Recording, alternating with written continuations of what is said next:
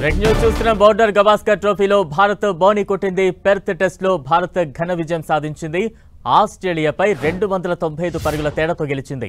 భారత్ నిర్దేశించిన 534 పరుగుల లక్ష్య ఛేదనలో ఆస్ట్రేలియా అతి కొద్ది పరుగులకే ఆలౌట్ అయింది. 2 ఇన్నింగ్స్లలో భారత బౌలర్లు చెలరేగిపోయారు. ఆసీస్ బ్యాట్స్మెన్ కు చుక్కలు చూపించారు. భారత బౌలర్లలో బుమ్రా, సిరాజ్, వాషింగ్టన్ సుందర్, నితీష్ రెడ్డి వికెట్లు లభించాయి. అంతకుముందు భారత్ 2వ ఇన్నింగ్స్లో 487 పరుగులకు డిక్లేర్ చేసింది. దీనికి సంబంధించిన బ్రేకింగ్ న్యూస్ చూస్తున్నాం. 5 మ్యాచ్ల సిరీస్లో 1-0 ఆధిక్యంలో కొనసాగుతోంది. 2వ ఇన్నింగ్స్లో జైస్వాల్, కోహ్లీ సెంచరీలతో చెలరేగారు. ప్రస్తుతం పెర్త్ టెస్ట్లో భారత్ అయితే ఘన విజయం సాధించింది.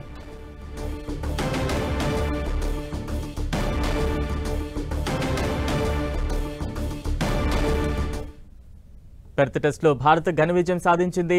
మరింత విశ్లేషణ అందించేందుకు స్పోర్ట్స్ అనలిస్ట్ మోహన్ గారు అందుబాటులో ఉన్నారు. మోహన్ గారు, ఈ మ్యాచ్ ఏ రకంగా చూడాలి? బోర్డర్ గవాస్కర్ ట్రోఫీలో భారత్ పెర్త్ టెస్ట్లో భారత్ మంచి విజయాన్ని అయితే నమోదు చేసింది. అంటే మీరు ఒక గమనించాలండి, టీము బూమ్రా కొత్త క్యాప్టెన్.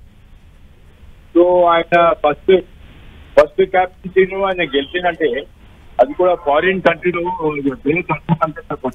మన ఇండియా పెర్ఫార్మెన్స్ వచ్చి ఫస్ట్ థింగ్స్ బాగా లేకపోతే కూడా సెకండ్ ఇన్నింగ్స్ లో చాలా బాగా పెర్ఫార్మ్ చేసిండు.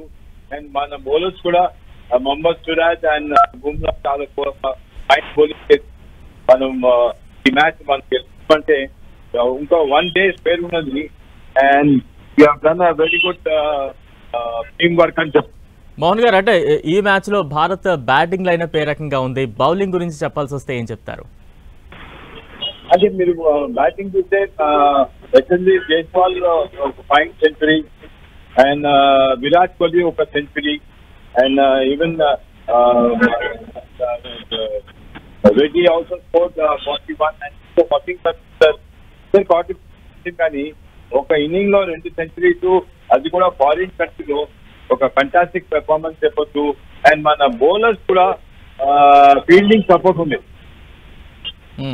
క్యాచెస్ యాక్సెప్ట్ చేస్తూ అండ్ అవుట్ బీటన్ ఆస్ట్రేలియా చెప్పొచ్చు.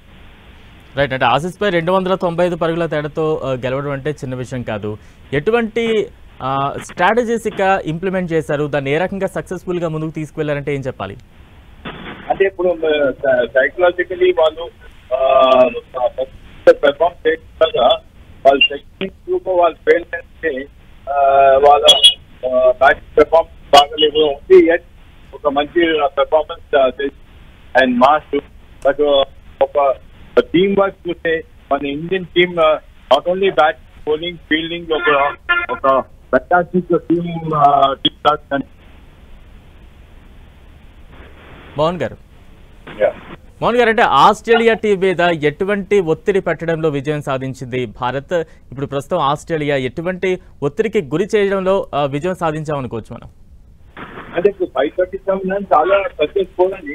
ఆ స్కోర్ వాళ్ళు బీట్ చేయాలా అండ్ స్కోర్ వాళ్ళు వాళ్ళ పార్టీ కలిసి అండ్ వాళ్ళ బ్యాటింగ్ ఓన్లీ కొంచెం click and Bumrah and Washington చాలా బాగా పర్ఫార్మ్ చేసింది. బట్ ఒకటి ఏమంటే మన ఫీల్డింగ్ కూడా క్యాచెస్ యాక్సెప్ట్. మోహన్ గారు, అంటే ఆస్ట్రేలియా ఓటమికి కారణాలు అంటే ఏం చెప్తారు? ఆ టీంలో ఉన్న లోపాల గురించి చెప్పాల్సి వస్తే ఏం చెప్తారు? అంటే total bowling failure and also batting failure. Allround performance వాళ్ళ total all performance of batting, bowling లో కూడా వాళ్ళ ఫెయిలియర్ అయింది. మన పెర్ఫార్మెన్స్ అది కూడా మన ఫారిన్ కంట్రీలో గెలిచినామంటే it's a great victory for Bumrah. ఎందుకంటే బుమ్రా ఫస్ట్ టైం కెప్టెన్సీ చేస్తున్నాడు ఆయన. రైట్, థ్యాంక్ యూ మోహన్ గారు.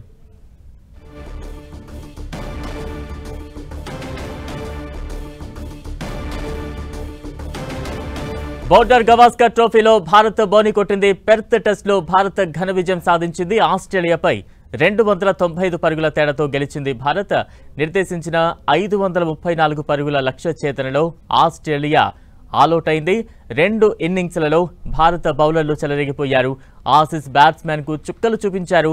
భారత బౌలర్లలో బుమ్రా, సిరాజ్, వాషింగ్టన్ సుందర్, నితీష్ రెడ్డి వికెట్లు లభించాయి. అంతకుముందు భారత్ రెండో ఇన్నింగ్స్లో 487 పరుగులకు డిక్లేర్ చేసింది.